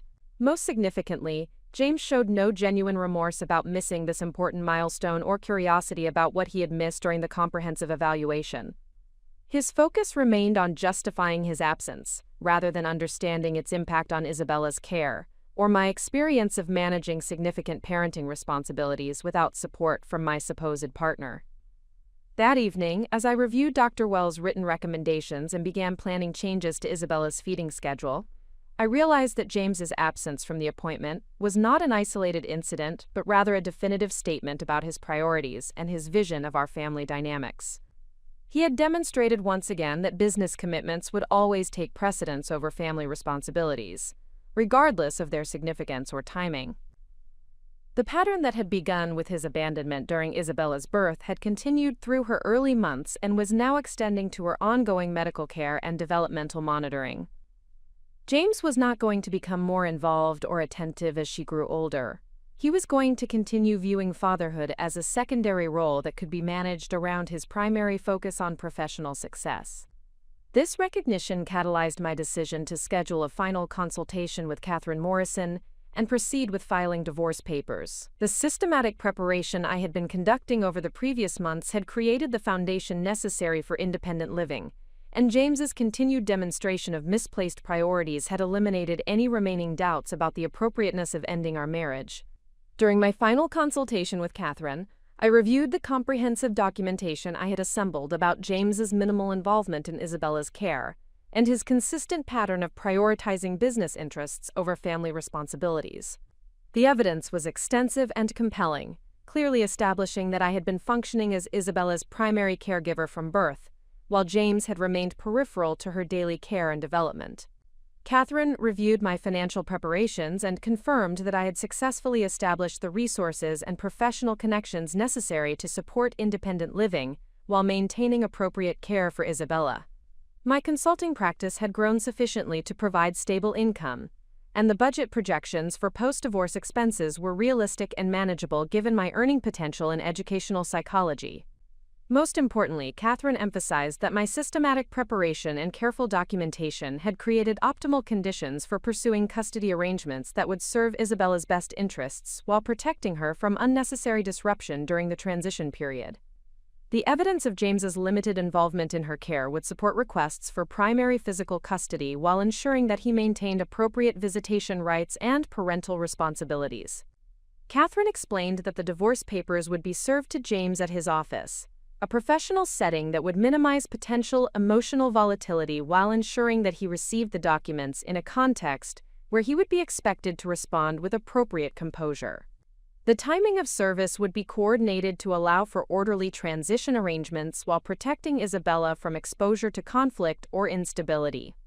The legal documents Catherine had prepared were comprehensive and precise, addressing custody arrangements, property division, spousal support, and child support obligations in ways that reflected both Illinois family law requirements and the specific circumstances of our marriage and separation. The paperwork represented not just the formal end of our relationship, but the legal foundation for the independent life I was prepared to build with Isabella. Signing the divorce petition represented a moment of profound transformation that went beyond the legal implications of the document. With my signature, I was formally declaring my recognition of my own worth and my refusal to continue accepting treatment that diminished my value and undermined my well-being. I was choosing to model for Isabella a life where relationships were based on mutual respect and genuine care, rather than accommodation and compromise. The woman who had spent 8 years making excuses for James's emotional unavailability and who had accepted his abandonment during the most vulnerable moment of her life was officially ending her participation in a dynamic that had consistently prioritized his comfort over her happiness. The systematic preparation and careful planning that had brought me to this moment represented not just practical logistics, but a fundamental reclamation of agency and self-determination. Catherine scheduled the service of papers for the following Thursday, allowing me several days to finalize practical arrangements and prepare emotionally for James's response to discovering that his assumptions about my dependence and passivity had been fundamentally incorrect. She provided detailed guidance about managing the immediate aftermath of service, including strategies for maintaining household stability and protecting Isabella from unnecessary stress during the initial period of adjustment. The days between signing the papers and their service were filled with quiet anticipation and final preparations for the new phase of life that was about to begin. I continued maintaining normal household routines, while internally preparing for the dramatic changes that James's receipt of the divorce petition would initiate in our family dynamics. During this period, I found myself observing James with a mixture of sadness and relief, recognizing both the positive qualities that had initially attracted me to him and the fundamental character limitations that had made our marriage unsustainable. He was not an evil person, but he was someone whose worldview and priorities were incompatible with the kind of partnership and family life that Isabella and I deserved. James's continued obliviousness to the magnitude of change that was about to occur in his life reflected the same lack of attention and awareness that had characterized his approach to our marriage and his relationship with Isabella. His assumption that his minimal effort and financial contributions were sufficient to maintain my commitment to the relationship had made him complacent about the consequences of his continued neglect and dismissal. The irony was that James believed he was being a responsible husband and father by focusing on professional success and financial security, not understanding that his approach was actually undermining the family stability he claimed to be protecting. His inability to recognize the importance of emotional presence and genuine partnership had created the very problems he would soon discover had led to the dissolution of his marriage. On Wednesday evening, as James reviewed business documents and prepared for meetings while I fed Isabella and organized her bedtime routine, I realized that this would be our last evening together as a married couple before everything changed irreversibly. The quiet domesticity of the moment belied the magnitude of transformation that would begin with the service of papers the following afternoon. Isabella, now 6 months old and thriving despite her father's minimal involvement in her daily care, represented both the catalyst for my decision to pursue divorce and the motivation for creating a better life for both of us. Her innocent trust and dependence had awakened my understanding of what it meant to love someone unconditionally and to prioritize their well-being above all other considerations. The woman who had once believed that love required accepting whatever attention and care someone else was willing to provide had discovered through motherhood that real love demanded much more. It required presence, consistency, genuine engagement, and the willingness to make necessary sacrifices for the benefit of those we claimed to cherish most. James had never understood this definition of love, viewing relationships as exchanges where his financial contributions should be sufficient to secure loyalty and commitment regardless of his emotional availability or practical involvement. Tomorrow he would discover that the woman he had consistently underestimated possessed both the strength and determination necessary to reject that transactional approach to marriage and family life. The service of divorce papers would mark not just the legal beginning of our separation, but the moment when James would finally be forced to confront the consequences of years of taking his wife and daughter for granted. His shock and disbelief would reflect not just surprise at my decision, but recognition that he had fundamentally misunderstood both my character and my capacity for independent action. Thursday morning proceeded with deceptive normalcy, as James prepared for his workday with the same methodical routine that had characterized our marriage for 8 years. He reviewed his appointment schedule over coffee, discussed his plans for client meetings during the afternoon, and departed for his downtown office with the casual confidence of someone whose world remained predictably stable and secure. I maintained my typical morning routine with Isabella, preparing her breakfast and engaging in the developmental activities that had become central to our daily schedule. The contrast between the ordinary nature of these familiar tasks and the extraordinary transformation that would occur later that day created a surreal quality to those final hours before everything changed irreversibly. Catherine Morrison had confirmed that the process server would arrive at James's office at precisely 2 o'clock that afternoon, a timing that would ensure he received the divorce papers during normal business hours, when he would be expected to maintain professional composure despite the personal shock of the document's contents. The strategic scheduling would also provide me with several hours to prepare for his inevitable phone calls and potential return home before Isabella's evening routine. During the morning hours, I completed final preparations for the conversation that would inevitably follow James's receipt of the divorce petition. I reviewed the key points that Catherine had recommended emphasizing during our initial discussion, focusing on practical arrangements for Isabella's care and the timeline for implementing custody and support agreements, rather than engaging in emotional arguments about the reasons for my decision. Catherine had stressed the importance of maintaining calm, factual communication during this critical period, avoiding defensive explanations or attempts to justify my choices through detailed recounting of James's failures as a husband and father. The divorce papers themselves provided comprehensive legal documentation of our irreconcilable differences, and my role during initial conversations should focus on facilitating orderly transitions rather than relitigating past grievances. I also prepared Isabella's afternoon schedule to ensure that she would be occupied with engaging activities during the time when James would likely be processing the shock of receiving divorce papers and attempting to reach me for explanations and negotiations. Her routine would remain as normal and stable as possible, protecting her from exposure to adult conflicts, while providing me with the structure necessary to manage my own emotional responses to the day's events. The morning passed with unusual swiftness as I focused on routine tasks and practical preparations, finding comfort in the familiar rhythms of childcare and household management, while anticipating the moment when our carefully maintained domestic stability would be permanently altered by legal reality. At precisely 1:45 p.m., Catherine called to confirm that the process server was en route to James's office and that service would occur as scheduled. Her brief conversation provided final reassurance that all legal documentation was properly prepared, and that the initial phase of divorce proceedings would be handled with appropriate professionalism and discretion. The 15 minutes between Catherine's call and the scheduled service time felt simultaneously eternal and instantaneous, marked by heightened awareness of ordinary sounds and sensations as I processed the magnitude of the step I had taken. Isabella played contentedly with her toys, completely unaware that her family structure was about to undergo fundamental transformation that would ultimately provide her with greater stability and more consistent care. At exactly 2:17 p.m., my phone rang with James's office number displayed on the caller identification. The 17-minute delay between the scheduled service time and his call suggested that he had needed time to read through the comprehensive legal documents and process their implications before attempting to contact me for explanations and negotiations. When I answered the call, James's voice carried a combination of shock, confusion, and rising anger that I had anticipated based on Catherine's descriptions of typical responses to divorce paper service.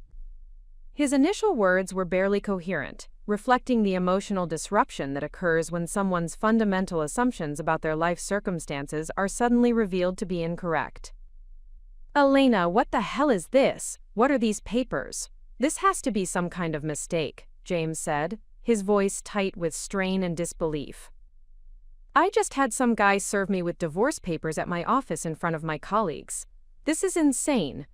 You can't be serious about this." His focus on the professional embarrassment of receiving legal documents at his workplace, rather than concern about the dissolution of our marriage, revealed the continuing priority he placed on his business reputation over our family relationships. Even in this moment of personal crisis, James's primary concern was managing the impact on his professional image, rather than understanding why his wife had concluded that their marriage was irreparably damaged. I responded with the calm, factual tone that Catherine had recommended, acknowledging that I had indeed filed for divorce, and that the papers he had received represented the formal beginning of legal proceedings to dissolve our marriage. I explained that I was prepared to discuss practical arrangements for Isabella's care and our separation logistics, but that my decision to end the marriage was final and not subject to negotiation or reversal. James's response revealed the depth of his assumption that I would never take decisive action to change our relationship dynamics without his permission and participation. His shock seemed genuine, suggesting that he had been completely unaware of my months of preparation and planning, despite the clear signs of my growing independence and professional engagement. "Elena, you can't just decide to get divorced without talking to me about it," James said, his voice becoming more agitated as the reality of the situation began to penetrate his initial disbelief. "We're married. We have a child together. We have a house, investments, a life together. You can't just throw all of that away because you're having some kind of postpartum emotional crisis. His characterization of my carefully considered decision as a postpartum emotional crisis demonstrated his fundamental inability to recognize my concerns as legitimate grievances worthy of serious attention. Even confronted with legal documents that clearly articulated irreconcilable differences and requested dissolution of our marriage, James remained convinced that my dissatisfaction was temporary and irrational rather than based on years of accumulated disappointment and neglect. I explained that my decision was not impulsive or emotionally driven, but rather the result of extensive consideration and planning based on our fundamental incompatibility regarding partnership, parenting responsibilities, and family priorities. I emphasized that the divorce papers contained detailed information about custody arrangements and support obligations that had been carefully developed to serve Isabella's best interests while ensuring fair treatment for both parents. James's response to my explanation revealed his complete inability to understand how our marriage had failed from my perspective. Despite years of clear communication about my needs for greater emotional connection and shared parenting responsibilities, his confusion seemed genuine, reflecting not deliberate cruelty but rather profound disconnection from my experience of our relationship. "Elena, I don't understand what you're talking about," James said, his voice carrying frustration and bewilderment. "I've been a good husband. I work hard to provide for our family. I've never cheated on you. I've never been abusive. What more do you want from me? What's this really about?" His definition of adequate husbanding focused exclusively on financial provision and the absence of obvious misconduct, revealing his inability to comprehend that emotional neglect and practical abandonment could be equally damaging to marriage and family relationships. James genuinely believed that meeting basic legal and financial obligations was sufficient to maintain a wife's commitment, regardless of the quality of emotional connection or level of practical partnership. I attempted to explain that successful marriages required more than financial support and legal fidelity, emphasizing the importance of emotional presence, shared parenting responsibilities, and mutual consideration in daily decision-making. I referenced specific examples of his absence during crucial moments, including Isabella's birth and her recent medical appointments, to illustrate the pattern of prioritizing business interests over family needs. James's response to these examples demonstrated his continued inability to recognize the significance of his choices and their impact on our family relationships. He dismissed his absence during Isabella's birth as unavoidable business necessity and characterized his missed medical appointments as unfortunate scheduling conflicts rather than conscious decisions that revealed his priorities. "Elena, you're being completely unreasonable," James said, his tone becoming more defensive and accusatory. "I missed one doctor's appointment because of a client emergency. That doesn't mean I'm a bad father. I work 60 hours a week to pay for this house, your car, Isabella's everything. How can you say I don't care about my family when everything I do is for your benefit?" His inability to understand the difference between providing material support and offering emotional partnership confirmed that continued marriage would mean perpetually accepting a relationship where my needs for connection and genuine collaboration would never be recognized as legitimate or important. James viewed marriage as a transaction where his financial contributions should secure loyalty and gratitude, regardless of his actual presence or engagement with family life. The conversation continued for nearly an hour as James alternated between attempting to convince me that my grievances were exaggerated and threatening consequences if I proceeded with divorce proceedings. He warned that custody disputes would be expensive and emotionally damaging for Isabella, implied that I would struggle financially without his support, and suggested that my reputation in our social circle would suffer from being perceived as someone who abandoned a stable marriage. His threats and warnings revealed his assumption that fear of practical difficulties and social judgment would ultimately override my determination to end our marriage. James believed that I had become too dependent on his financial support and too concerned about social approval to follow through with divorce proceedings, despite having received legal papers that clearly demonstrated my commitment to dissolution. I responded to his concerns with information about the thorough preparation I had completed, including financial planning, professional development, and childcare arrangements that would ensure stability for Isabella and me during the transition period. My calm presentation of these practical preparations seemed to shock James more than the divorce papers themselves, as he realized that my decision was not impulsive, but rather the culmination of months of systematic planning. "You've been planning this for months?" James asked, his voice carrying a mixture of betrayal and disbelief. "You've been living in our house, taking care of our daughter, acting like everything was normal while secretly planning to leave me. How could you be so deceptive?" His characterization of my preparation as deception revealed his expectation that I should have continued accepting unsatisfactory treatment while openly discussing my growing dissatisfaction and plans for independence. James seemed to believe that I owed him advance warning before taking steps to protect my own well-being and Isabella's future, despite his consistent dismissal of my previous attempts to address problems in our marriage. I explained that my preparation had been necessary to ensure responsible transition planning rather than impulsive decision-making that could harm Isabella's stability and well-being. I emphasized that my priority throughout the process had been protecting our daughter from unnecessary disruption while creating the foundation for a more stable and nurturing environment for her continued development. James's response to this explanation revealed his fundamental misunderstanding of my motivations and character. He seemed genuinely surprised that I had been capable of sustained planning and decisive action, having apparently believed that I lacked the competence and determination necessary to manage major life changes independently.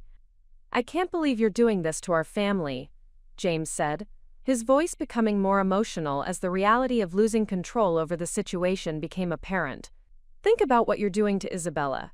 She needs both her parents together. She needs stability and security, not a broken home because her mother decided she wasn't happy enough with her comfortable life." His appeal to Isabella's well-being as justification for maintaining an unsatisfactory marriage revealed his inability to recognize that children benefit more from seeing healthy relationship dynamics than from living in households where one parent is consistently undervalued and neglected. James believed that the appearance of family stability was more important than the actual quality of relationships within the family structure. I concluded the conversation by reiterating that my decision was final, and that further discussions should focus on practical arrangements for custody, visitation, and property division, rather than attempts to reverse or delay divorce proceedings. I provided Catherine Morrison's contact information and suggested that James consult with his own attorney to ensure appropriate legal representation during the dissolution process. The phone call ended with James expressing continued disbelief and promising to, quote, "fix whatever problems existed in our marriage if I would reconsider my decision." His offer to address unspecified issues demonstrated that he still did not understand the specific patterns of neglect and dismissal that had led to my conclusion that our relationship was irreparably damaged. The hours following our conversation were marked by a series of text messages and voicemails from James as he processed the implications of the divorce papers and attempted various strategies for convincing me to reconsider my decision. His messages alternated between promises of changed behavior, expressions of love and commitment, and warnings about the practical difficulties of single parenthood. The most revealing aspect of James's response was his complete focus on convincing me to change my mind, rather than any genuine curiosity about my experience of our marriage or acknowledgement that his behavior might have contributed to my dissatisfaction. Even confronted with the reality of divorce proceedings, James remained convinced that the problem was my unrealistic expectations rather than his inadequate effort and attention. His inability to engage in meaningful self-reflection or accept responsibility for his role in our marriage's failure confirmed that dissolution was the appropriate choice for Isabella's and my future well-being. James would likely continue believing that he had been an adequate husband and father who had been abandoned by an ungrateful wife, rather than recognizing the opportunities he had missed to create genuine partnership and meaningful family relationships. The woman who had once made excuses for his absence during the birth of their child had evolved into someone who understood her own worth and refused to accept treatment that fell short of her standards for respect and consideration. The systematic preparation and decisive action that had brought us to this moment represented not just the end of an unsatisfactory marriage, but the beginning of a life where Isabella and I would be valued and prioritized, as we deserved. Up next, you've got 2 more standout stories right on your screen. If this one hit the mark, you won't want to pass these up. Just click and check them out. And don't forget to subscribe and turn on the notification bell so you don't miss any upload from us.